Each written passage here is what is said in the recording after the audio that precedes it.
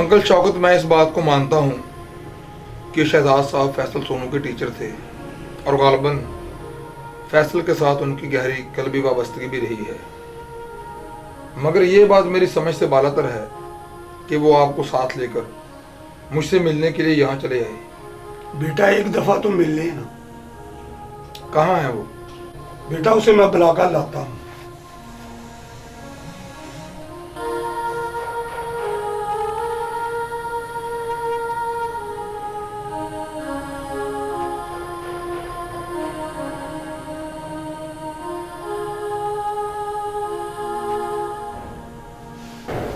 अस्सलाम वालेकुम।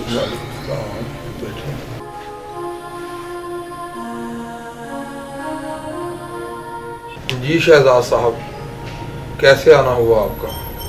कमाल साहब, फैसल के बारे में कुछ ऐसी ज़रूरी बातें थी जो मैं आपसे मिलकर करना चाहता था। मैं मुनासिब नहीं समझता था कि मैं किसी के सामने भी शेयर करूं, इसीलिए मैं अंकल शौकत को लेकर आपसे मिलने चला आया। वो तो ठीक है, लेकिन फैसल के बारे में मैं पहले ही बहुत डिस्टर्ब हूँ।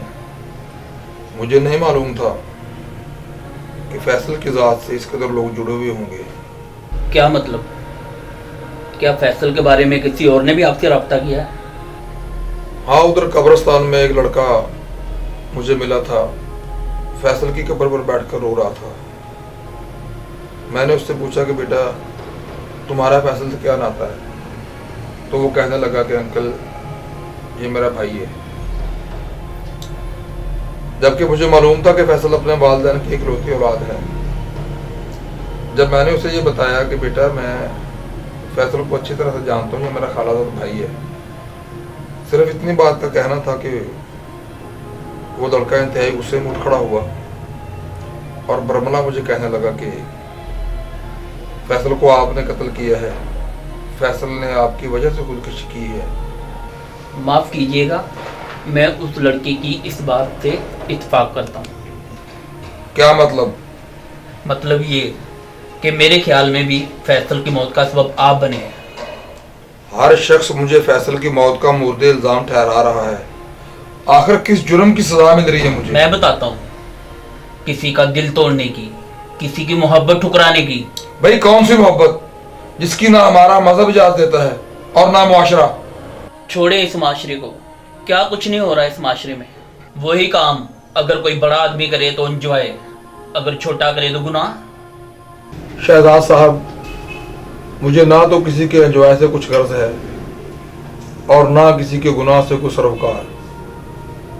मैं तो सिर्फ इस बात को जानता हूँ कि मेरी ही खाला का बेटा इस दुनिया से चला गया और न जाने क्यों मुझे ही उसकी मौत का जिम्मेदार ठहराया जा रहा है।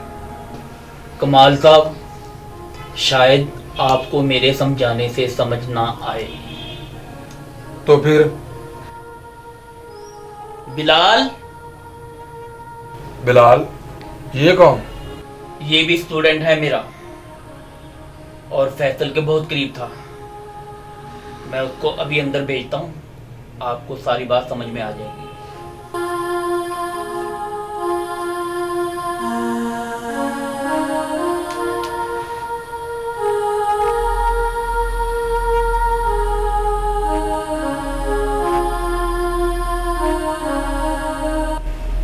तुम?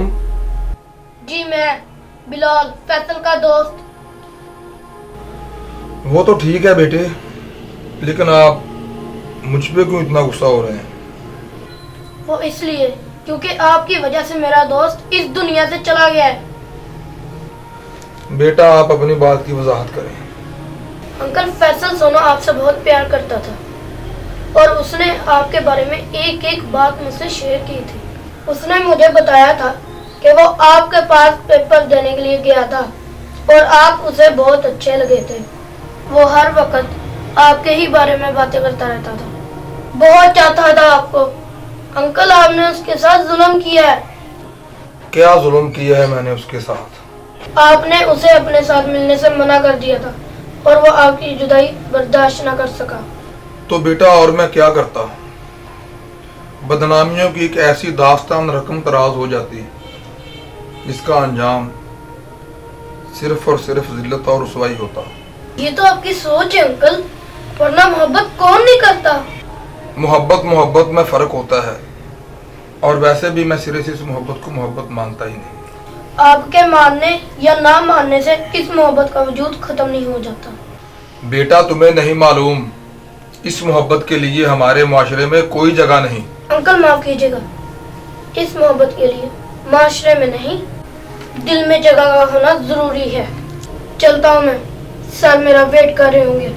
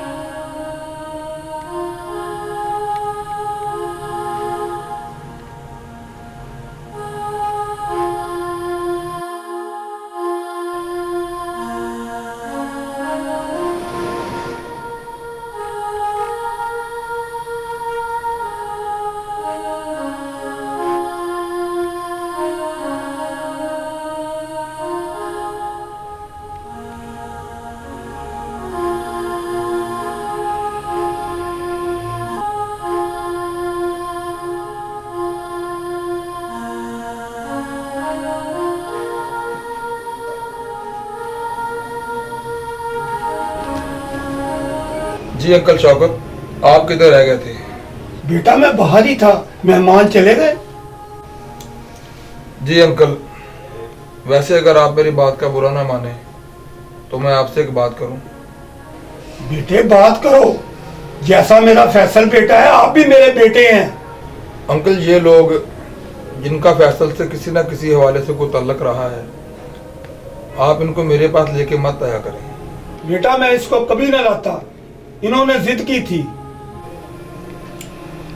चलो खैर, अब तो वो लोग चले गए हैं। एक दो दिन में मैं आपके पास चक्कर लगाऊंगा। बेटा जरूर आना, जरूर आना बेटा, जरूर आना।